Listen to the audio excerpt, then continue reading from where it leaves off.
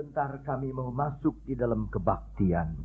Berikanlah kepada kami hati yang bersuka, hati yang siap sedia memuji nama Engkau. Tuhan, biar roh sukacita ada di atas hidup kami, di atas setiap anak-anak-Mu yang datang pada malam ini. Dari yang duduk di depan sampai di belakang, sampai yang duduk di balkon. Dimanapun mereka berada, biar roh kesukaan itu ada. Sehingga dengan sukacita dari Tuhan kami boleh mengatasi segala problem, segala persoalan yang kami hadapi. Terima kasih Bapa. Hamba-Hamba-Mu yang melayani pekerjaan-Mu, Engkau urapi dengan kuasa-Mu, sembunyikan kami di belakang salib-Mu. Biar hanya Engkau yang nampak, kelihatan dan didengar. Dan Tuhan, nama-Mu dibesarkan. Segala keperluan, segala problem, segala cita-cita, keinginan, kerinduan, keinginan hati Tuhan, Engkau menimbang, Engkau mendengar keluhan dari setiap anak-anak-Mu. Dan biar Tuhan mereka datang, mereka mendapat berkat daripada Engkau. Terima kasih. Kami masuki kebaktian kami dalam nama Tuhan Yesus Kristus. Haleluya. Amin. Kita lihat Matius pasal 7 ayat 7 sampai 8. Terima kasih atas perhatian Om Yusuf. Saya merasa semua saudara-saudara memperhatikan, sangat memperhatikan kami ya. Mintalah, maka akan diberikan kepadamu. Ayat 8. Karena setiap orang yang meminta, menerima. Ini saja yang saya mau khotbah. Mintalah, maka akan diberikan kepadamu. Ayat 8. Karena setiap orang, berarti termasuk saudara dan saya, yang meminta akan menerima. Tundukkan kepala sekali lagi. Bapa sorga, bukalah rahasia firman-Mu bagi kami. Supaya semua yang mendengar firman-Mu Tuhan, boleh mendapat visi ini di dalam hidupnya. Tuhan, biar nama-Mu dipermuliakan. Manusia, hamba-Mu tidak ada arti apa-apa tanpa Engkau. Tuhan, tinggikanlah nama-Mu, muliakanlah nama-Mu. Biar kami memuji akan nama-Mu yang besar. Nyatakan pembelaan-Mu kepada setiap anak-anak-Mu. Dalam nama Yesus kami berdoa. Amin. Kalau saudara baca judul itu cerita hal pengabulan doa. Jadi kalau saudara laksanakan, maka doa saudara pasti terkabul. Ada syarat-syarat tertentu yang diminta oleh firman Allah. Di dalam salah satu Injil ada cerita bagaimana Bartimius duduk minta-minta. Ya. Tetapi saudara-saudaraku, di sini kita dikatakan bahwa kita harus minta maka akan diberikan kepadamu. Kata minta di sini di dalam bahasa Greka dipakai satu kata yang sangat kuat artinya, yaitu aiteo. A-I-T-E-O, aiteo. Minta disalin dengan kata aiteo. Aiteo ini mempunyai 7 dimensi arti. Tapi saya hanya akan beri beberapa arti saja dari aiteo, sehingga saudara mengerti apa yang dimaksud dengan minta di sini.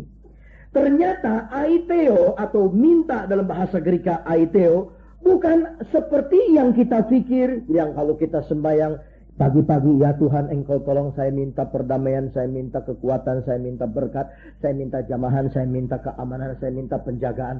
Tuhan jaga saya punya anak, Tuhan jaga saya punya istri, Tuhan jaga saya punya suami, Tuhan jaga peternakan saya, Tuhan jaga kucing-kucing saya, Tuhan jaga anjing-anjing saya, Tuhan jaga semua perusahaan saya. Dan kita minta, Tuhan saya minta ini saya. Ternyata bukan demikian. Artinya kata minta di sini, ya aiteo itu dimensi yang pertama adalah meminta dengan yakin bahwa saudara mempunyai apa yang diminta itu.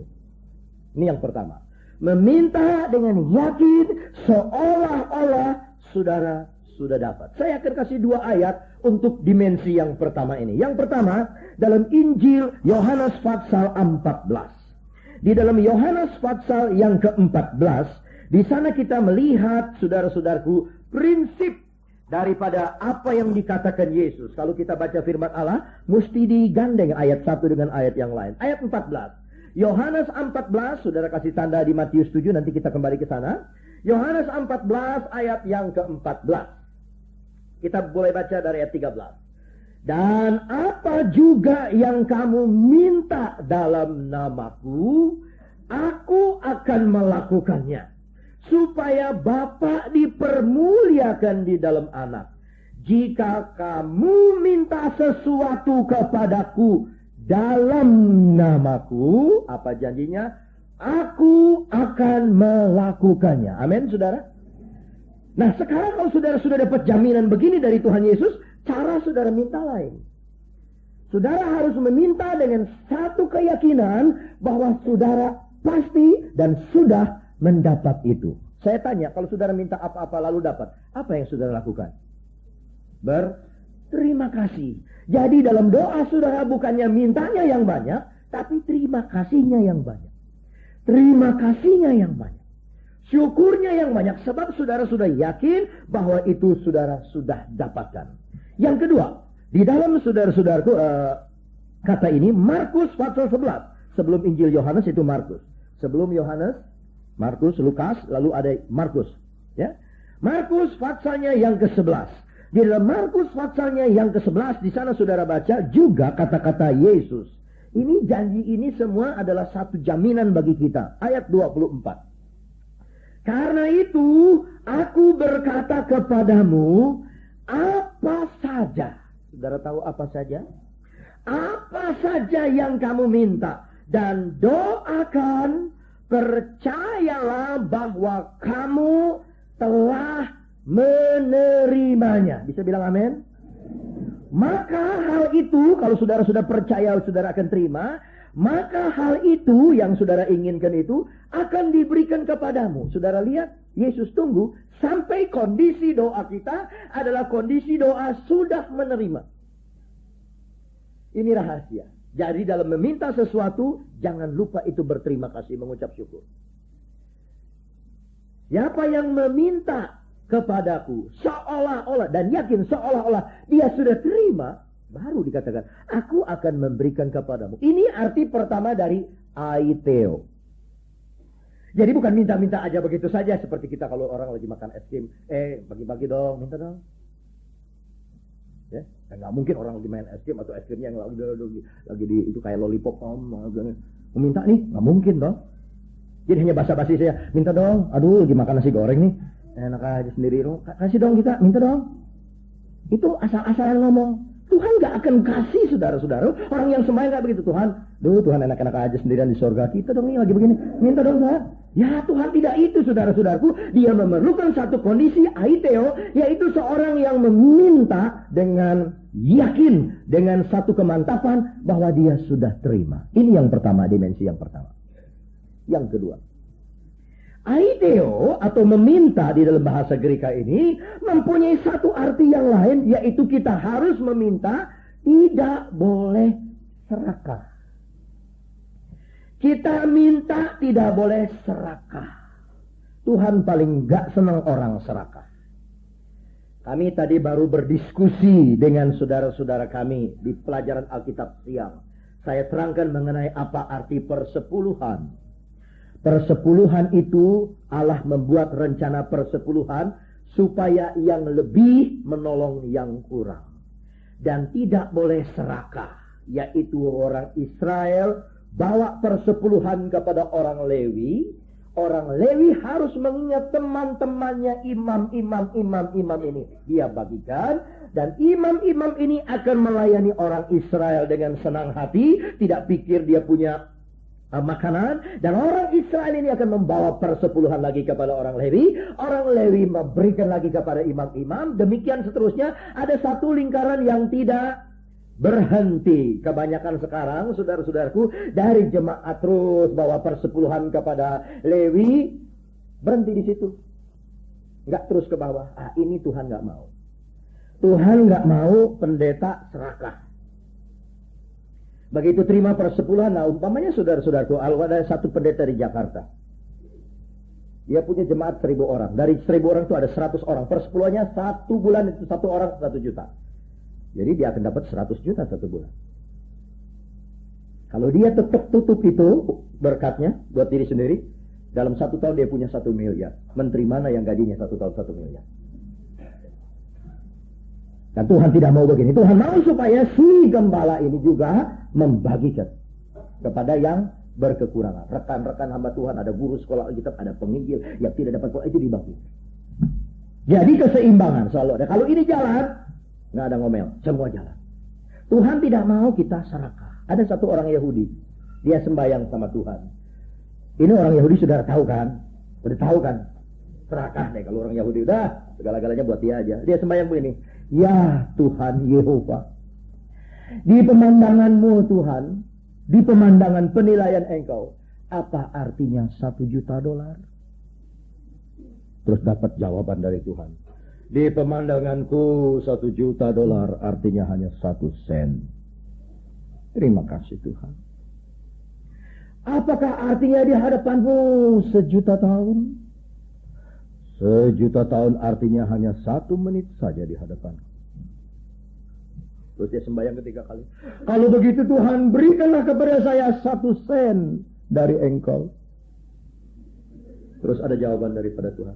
Kalau begitu tunggulah 1 menit. Maksudnya dia 1 sen kan $1 juta. Tuhan juga pintar. 1 menit tunggu artinya 1 juta tahun. Mau serakah mancing-mancing doa sama Tuhan. Kita seringkali berdoa begini. Kita berdoa serakah. Ayo, Yakobus pasal yang keempat.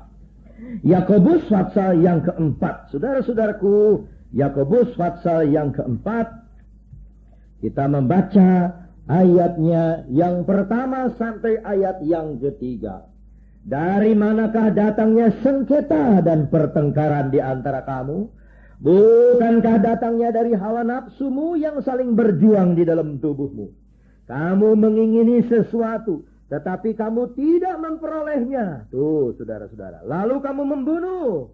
Kamu iri hati, tapi kamu tidak mencapai tujuanmu. Lalu kamu bertengkar dan kamu berkelahi. Kamu tidak beroleh apa-apa karena kamu tidak berdoa. Atau dalam salinan lain, kamu tidak meminta. Ayat 3. Atau kamu berdoa juga. Ya. Tapi kamu tidak menerima apa-apa karena kamu salah berdoa. Sebab yang kamu minta itu hendak kamu habiskan untuk memuaskan hawa nafsumu. Saudara lihat, kalau kita minta apa-apa, serakah, Tuhan gak kasih. Ingat itu. Kalau saudara minta sesuatu untuk diri sendiri, ya salah.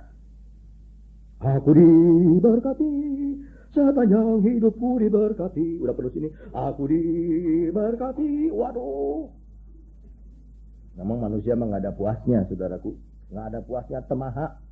Gelojo, kalau tanpa Kristus mah gelojo. Ya, nggak ada habis-habisnya gelojo. Sudah katanya peribahasa Malaysia, dikasih kaki pengen paha. Itu manusia. Dikasih hati ingin rempelo, dikasih leher pengen kepala. Ya, kalau serakah begini cilaka nanti. Ya.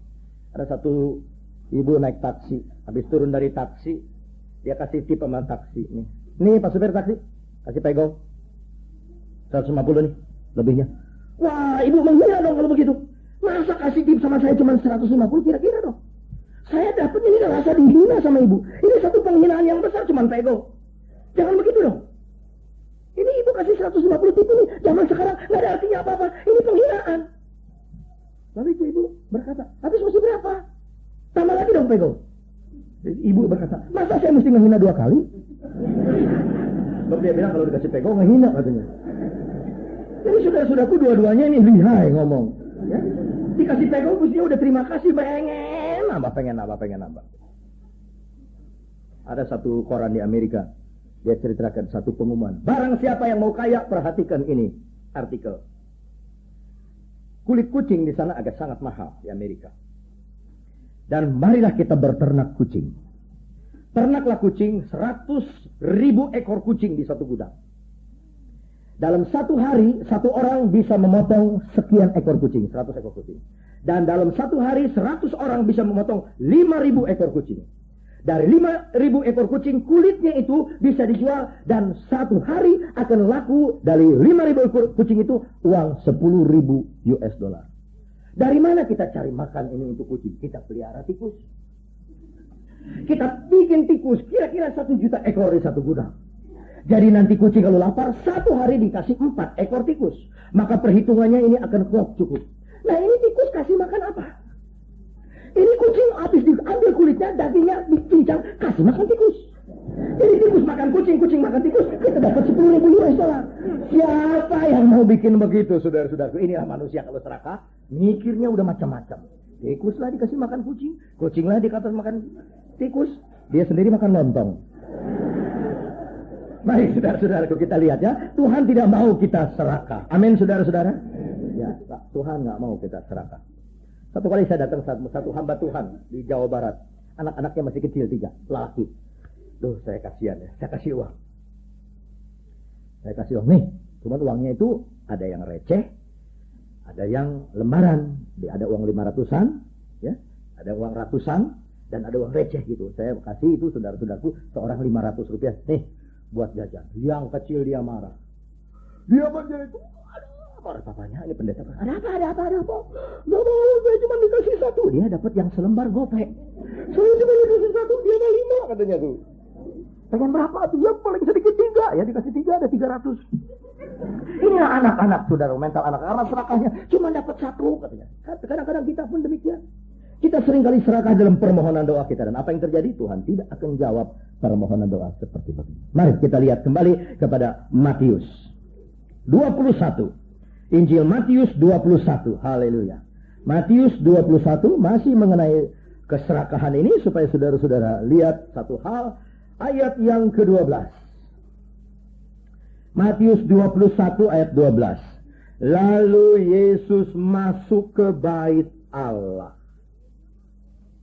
dan mengusir semua orang yang berjual beli di halaman bait Allah.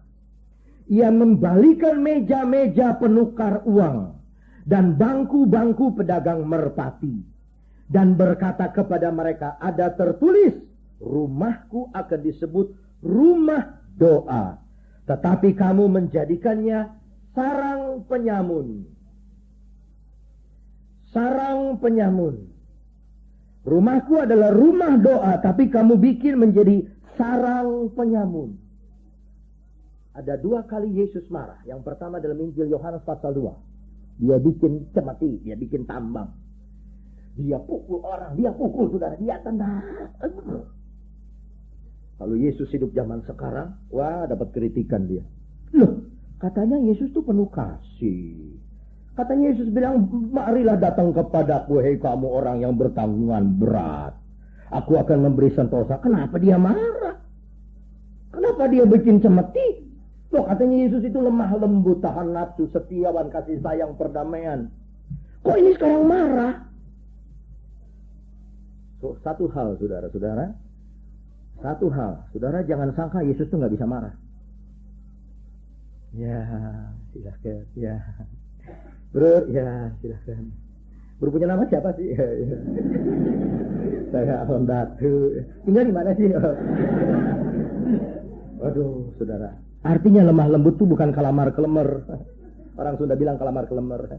Silakan Pak. Ya Pak, ya gitu. Adik saya ini saudaraku dulu masuk Akabri. Nggak lulus. Ya, karena dia mau jadi pilot Garuda nggak lulus. Sebab dia salah dalam ilmu jiwa. Dikasih sama pelatihnya itu, kasih kapur. Coba kamu lukis. Lukis apa saja. Dia lukis yang berjiwa laki-laki baik. Nah, kalau kamu nonton bioskop, tiba-tiba bioskop itu kebakaran. Kamu bikin apa? Nah, ini adik saya gagal di sini. Dia beri apa? Saya berteriak kebakaran, ayo keluar. Di situ gagal ya. Sebab pesawat terbang dirubah menjadi bioskop. Maksudnya kalau pesawat terbang kebakaran, kamu bikin apa sebagai pilot? Tentu dia bilang harus tenang, nggak apa-apa, biar mau tidur di depan. Tenang, nggak apa-apa, harus begitu kan? Nah, dia gagal di sana. Dia cerita saudara-saudara, waktu dia masuk Akabri, setelah gagal dari Garuda, juga di Akabri ada gagal juga. Itu semua orang maaf bicara harus pakai celana pendek, span pendek. Semua pemuda berjajar satu persatu dan ada kolonel membawa tongkat saudara-saudaraku dan dia panggil satu-satu dengan nomor. 265. Dipukul. Ya, lulus. 2 anak-anak. Ya. Dari Batak sudah. Ya. Tak. Dilihat pada. Bagus, lulus katanya. Ada dari Sunda. 267 persis di depan adik saya. Adik saya sampai ketawa habis. 267. Punten. Gitu. Ditendang, saudara. Ditendang. Gagal. Mau jadi tentara. Iya. Harus tegak. Saudara-saudaraku, Yesus tahu marah. Salah satu sifat pemimpin dia bisa marah. Tapi bukan pemarah. Yesus marah. Dan waktu dia marah, apa yang bikin dia marah? Ini rumah Allah adalah tempat doa. Artinya apa? Ini rumahku ini, rumah Bapakku ini tempat meminta. Dan kalau engkau meminta, ada jaminan aku akan beri. Amin, saudara. Tapi karena serakahnya udah datang di bait Allah, gagal. Banyak nih sekarang nih, saudara-saudaraku. Ini baru saya dengar laporan-laporan. Di gereja. Aduh, gimana nih? Barang jadi nggak?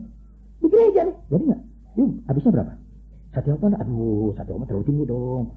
Ya, nanti apa? Nggak bisa. Udah dari sononya, satu ucit dari sana. Kita udah rugi nope. Iya. Ntar pulangnya deh.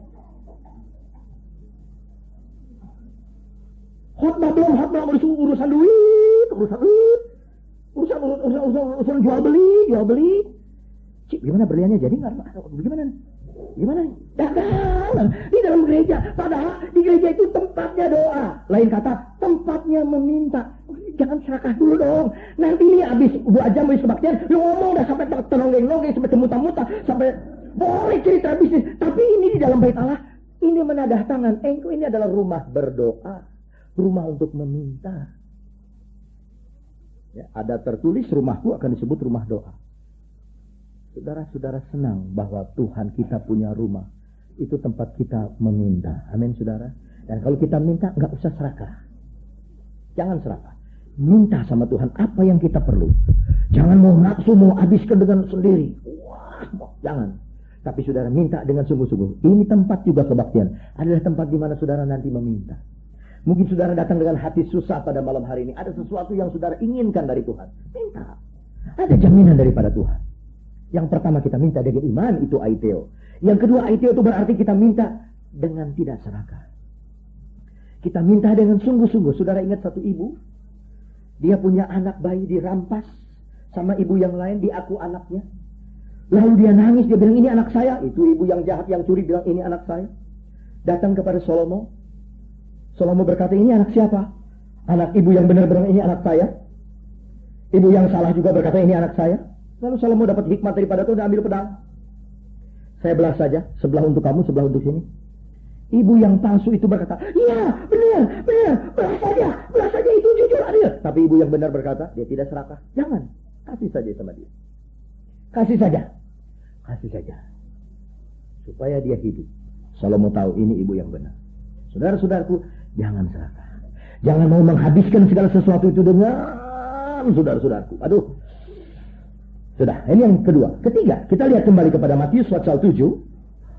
Ayatnya yang ke-7. Mintalah, maka akan diberikan kepadamu. Karena setiap orang yang meminta, menerima. Arti yang ketiga dari aiteo adalah tekun. Cari orang tekun ini, saudara-saudaraku, susah. Tekun banyak. Tapi yang tekun ikut Tuhan, saudara-saudara, ini sedikit saja. Di jemaat saya juga, ya, yang tekun ikut Tuhan, yang sungguh dalam permohonan itu tekun, dia tidak gampang kalah, tidak gampang lama, terus tekun. Ya. Dia dapat berkat, dia dapat jawaban daripada Tuhan. Lukas 18. Dalam Injil Lukas pasal 18, saudara lihat satu cerita mengenai seorang yang tekun. Ya, yang tidak ada bosannya mencari jawaban. Ayat 1. Yesus mengatakan satu perumpamaan kepada mereka untuk menegaskan bahwa mereka harus selalu berdoa dengan tidak jemu-jemu. Ayat 7. Tidakkah Allah akan membenarkan orang-orang pilihannya yang siang malam berseru kepadanya? Dan adakah ia mengulur-ngulur waktu sebelum menolong mereka? Aku berkata kepadamu, ia akan segera membenarkan mereka. Akan tetapi, jika anak manusia itu datang, adakah ia mendapati iman di bumi? Tekun. Saudara ingat orang Majus? Dia tekun, saudara. Dia cari Yesus sampai di Yerusalem. Banyak halangan. Tapi tekun, dia ikut bintang terus. Tekun. Dan dia tidak naik mobil yang enak, dia naik onta. Waduh, naik onta ini saudara-saudaraku, saya baru tahu mengerikan juga kalau yang belum. Saya naik motor saja, motor Honda tuh, yang tujuan pinggang itu mesti diikat katanya sama ini supaya ginjal ini nggak goyang. Nah, satu ibu di Arab di Mesir, saudara-saudara, naik onta. Ini ibu baru ikut sekali nih, saya diem aja. Ya, saya naik onta, $1. Saya naik onta. Saya diem aja. Ya itu onta ngedeprok, diem aja. Ini ibu dia naik, saya diem aja. Dua ibu sekaligus takut sih katanya. Dua ibu sekaligus, yang di depan kurus, yang di belakang gemuk. Yang depan kurus, yang di belakang gemuk, pegang. Dia nggak tahu kalau onta berdiri pantat duluan, saudara. Jadi kalau onta berdiri itu bukan dia begini, dia pantat duluan gini, baru kepalanya gini. Saya diem, ya, tapi saya udah tunggu momen-momennya, saya udah pakai pegang kamera. Begitu dia naik, menjerit saudaraku, satu Kairo kedengaran deh pasti. Get me down. Orang Arabnya nggak ngerti Inggris, naik aja itu. Begini sebab dari bawah di belakang ini yang gemuk nih dorong sama dia. Aduh, ampun. Itu baru naik turun semenit $1. Ini orang Majus dari kilometer jalan terus. Tekun cari, dapat Yesus. Siapa yang tekun dapat Yesus. Amin, saudara-saudaraku. Siapa yang cari tekun dapat. Ya. Dikatakan di sini kita harus tidak jemu-jemu. Ayat 7 berkata siang dan malam kita harus berdoa. Siang bicara waktu senang, malam bicara waktu susah. Waktu susah ataupun senang kita terus cari sama dia. Cari terus, tekun kita cari sama dia. Dengan tekun kita mencari sama dia. Dengan sungguh-sungguh, dengan tidak jemu, cari. Kadang-kadang kita datang Selasa ini datang. Selasa ini datang, Selasa ini enggak. Selasa ini datang, Selasa ini enggak, datang. Enggak, datang, enggak. Enggak, datang. Nah, saudara datang di sini, oh Tuhan tolonglah saya minta berkat. Tunggu lagi sama Tuhan, yakin apa enggak? Dia datang lagi Selasa, oh Tuhan berkati saya. Ya, siapkan malaikat, nanti Selasa ketiga kasih. Begitu disiapin enggak datang. Nggak datang Tuhan. Ya udah tarik lagi. Datang lagi sini. Oh Tuhan minta. Siapin itu yang kemarin itu. Ya, boleh. Nggak datang lagi di sini. Ya diangkat lagi. Terus dia semua yang gua udah minta sama Tuhan nggak dikasih. Tapi nggak datang terus. Dia mau dikasih nggak datang. Nah kalau saudaraku nggak datang mau dikasih, apanya yang mau diterima? Itu sebabnya saudaraku kita harus tekun. Tekun. Amsal Soleman. Amsal pasal 8. Haleluya. Ayat yang ke-17. Amsal Soleman 8 ayat 17. Aku mengasihi orang yang mengasihi aku. Dan orang yang tekun mencari aku akan mendapatkan aku. Amin saudara. Kekayaan dan kehormatan ada padaku. Ini kalau kita sudah dapat dia. Juga harta yang tetap dan keadilan. Buahku lebih berharga dari emas. Bahkan dari emas tua atau tulen. Hasilku lebih daripada perak pilihan. Aku berjalan pada jalan kebenaran. Di tengah-tengah jalan keadilan. Supaya kuwariskan harta kepada yang mengasihi aku. Dan kuisi penuh perbendaharaan mereka. Jadi tandanya seorang yang mengasihi Tuhan. Dia mencari Tuhan dengan tekun. Dia mencari Tuhan dengan tekun. Dia cari Tuhan dengan tekun. Dengan sungguh-sungguh. Saudara ingat cerita Rut ya. Ini ilustrasi juga.